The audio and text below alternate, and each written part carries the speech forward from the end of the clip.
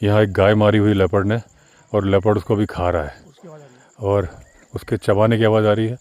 इस घर के लोगों ने मारते हुए देखा है। अभी हमने गाय भी देखी थी, हम वहाँ वॉक करने गए थे, तब इन झाड़ियों से स्ट्रेस कॉल आ रही थी पीकॉक की। अभी आइज़ चमकती दिखी हैं, ये जो लाइट का रिफ्लेक्शन इसमें हल्की सी चमकी है और वो जो शिकार को खाता है तो हल्की हल्की से ग्राउल करता है, वो भी आवाज़ आ रही है, सबने सुनी है। अभी हमने जिप्सी मंगाई है, तो जिप्सी आती है तो देखते हैं कि अगर उसकी रोशनी में दिख जाएगा, क्योंकि पैदल जाना ठीक नहीं है।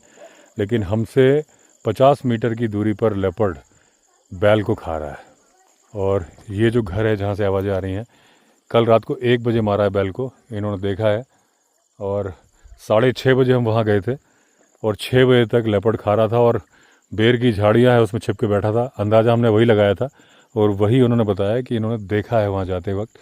बड़ा लेपर्ड होगा क्योंकि गर्दन की हड्डी तोड़ी है, मैंने पास से देखा है।